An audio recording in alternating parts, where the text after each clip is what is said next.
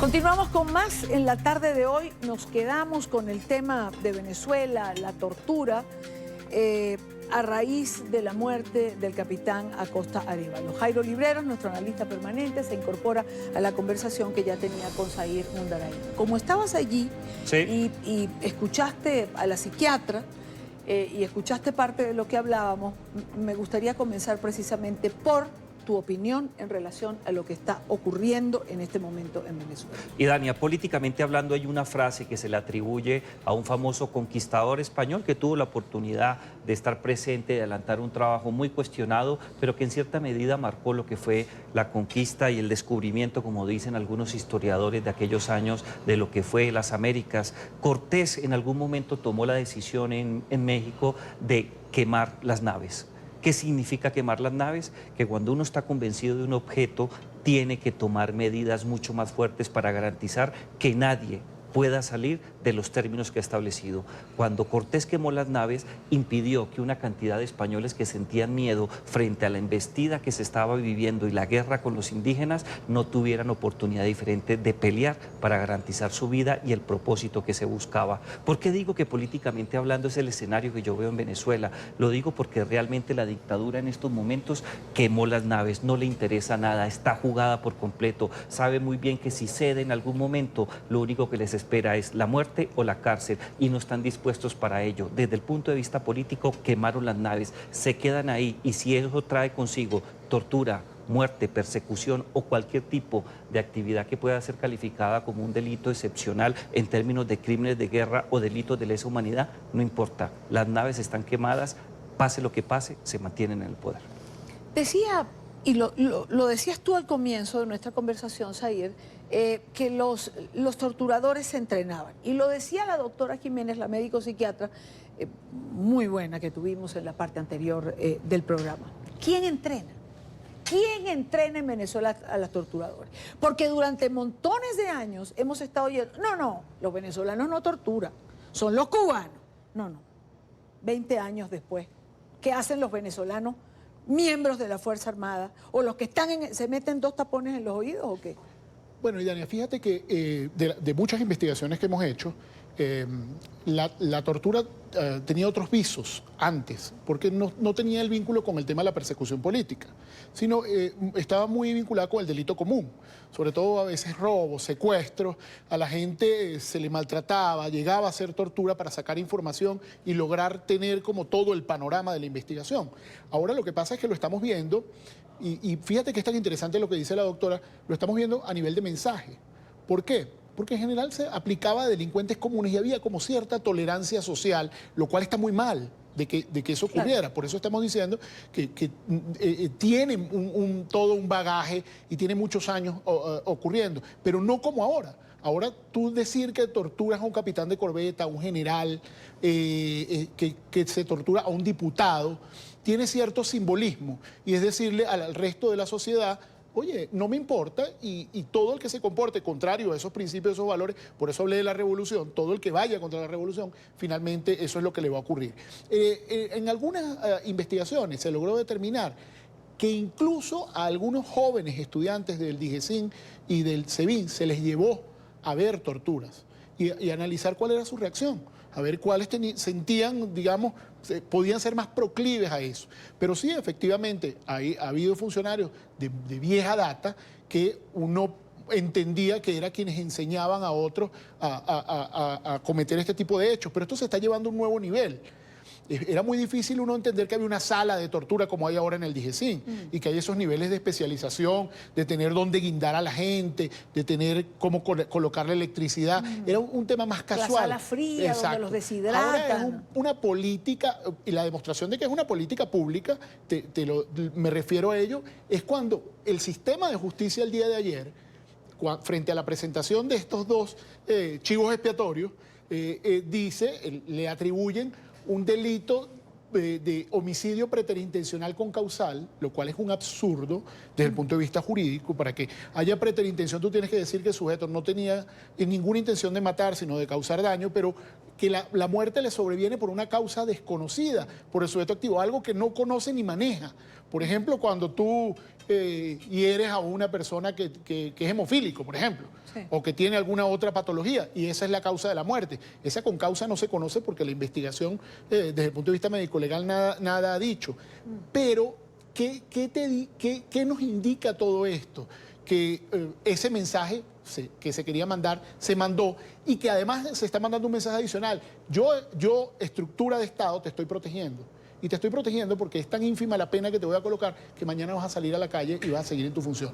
Ese es el mensaje real que hay en este caso. Querías decir Y Dania, algo. sí, dos cosas que me parecen interesantísimas con base en tu intervención. La primera de ellas es que estas técnicas han sido identificadas a lo largo de la historia de la guerra. En cierta medida es una forma de degradar al enemigo. Cuando tú degradas en términos de confrontación al enemigo, cualquier tipo de actividad, tortura, muerte, ejecuciones extrajudiciales, persecuciones, están justificadas y logra unificar desde el punto de vista de los que intervienen en la dictadura, en el caso venezolano, los logra integrar y adicionalmente de degradar al enemigo, se crean unos códigos de solidaridad y de silencio. Entre más gente voy llevando a las prácticas de tortura, entre más gente aparece como estudiante y tiene la oportunidad de ver lo que ocurre, mayor es el silencio y mayor es la unidad de la dictadura. Eso es una de las desgracias, es uno de los momentos más críticos donde el derecho internacional humanitario y el derecho internacional de los derechos humanos se ha visto a gatas. Y en el caso de América Latina, lamentablemente, Dania, nosotros tenemos antecedentes. Nosotros no podemos olvidar lo que fue la doctrina de la seguridad nacional en algún sector en Centroamérica, pero muy activa en Sudamérica entre los años 60 y finales de los 80. Si bien Venezuela y Colombia no tuvieron dictadores de la seguridad nacional directamente, las prácticas se hicieron. Hubo militares que utilizaron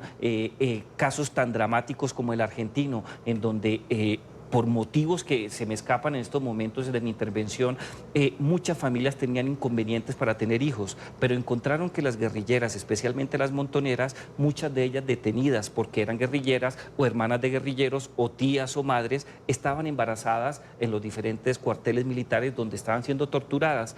Dejaron que los niños los tuvieran, les quitaron los niños para degradarlas a ellas, pero para generar un código de silencio mucho más amplio. De ahí surge lo que conocemos en democracia, las madres y las abuelas de la Plaza de Mayo.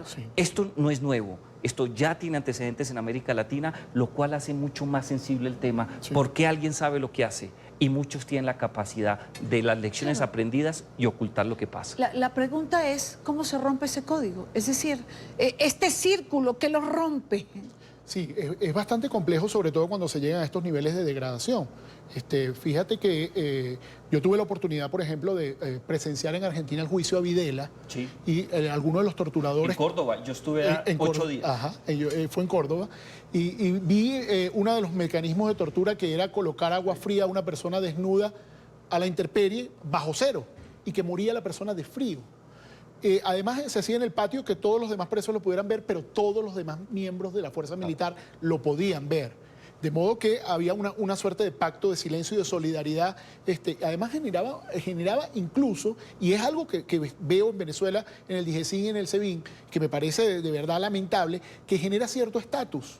Aquel que es más cruel tiene cierto estatus frente al resto que le permite disfrutar incluso de algunas preventas por parte de quien genera la orden. Porque siempre hay un ente superior que requiere la información y le dice tráemela como sea, y si me la traes y no me importa porque ese es un objeto al que torturaste y me la logras traer, bueno, yo me gano días libres, gano dinero, gano ascensos, gano de todo. Entonces hay una situación donde no hay un cuestionamiento a la tortura, más bien se premia, y se premia esa violación a los derechos fundamentales. A ver, esto es una degradación generalizada. Absolutamente. Porque se degrada a la persona que se tortura, se degrada el torturador.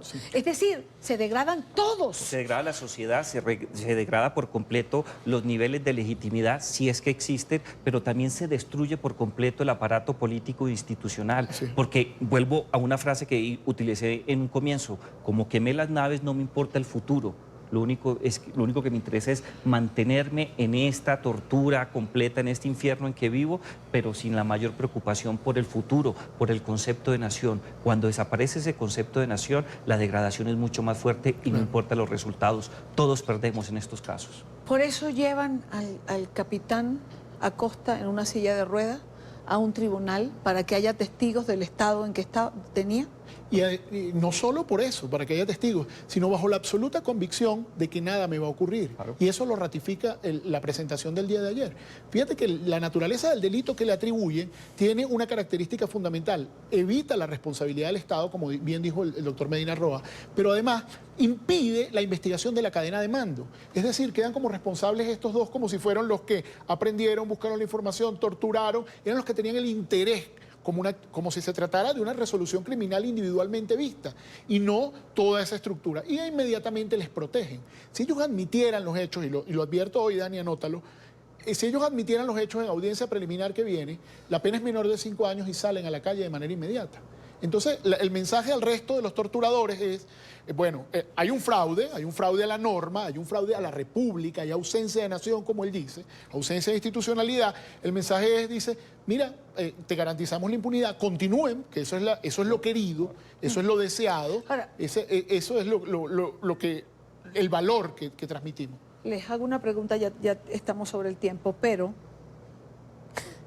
¿de qué vale la normativa internacional contra la tortura?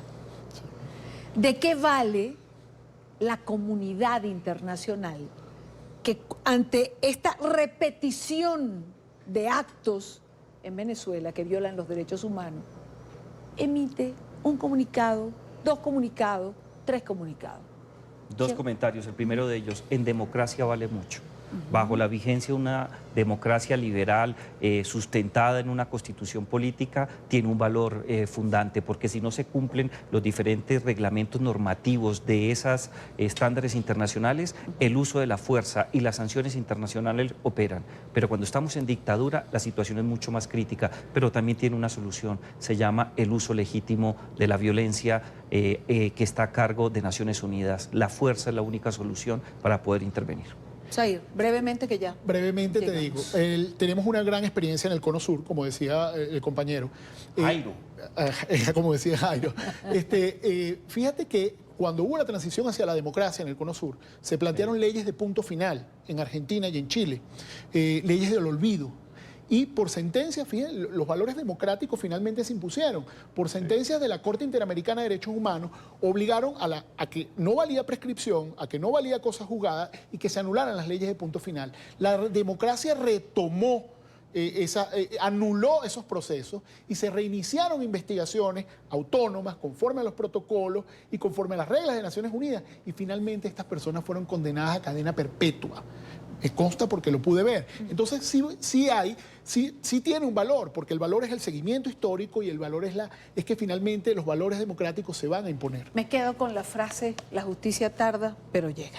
Absolutamente. Gracias a los dos, Zair Mundarayid, quien fue director general de actuación procesal del Ministerio Público, y nuestro analista permanente, Jairo Librero, que está invitado además en esta semana para comentar otros temas de la agenda informativa que son importantes. Gracias, pero Irache. me parecía que era una discusión absolutamente importante la de hoy. Rápidamente al corte, ya venimos.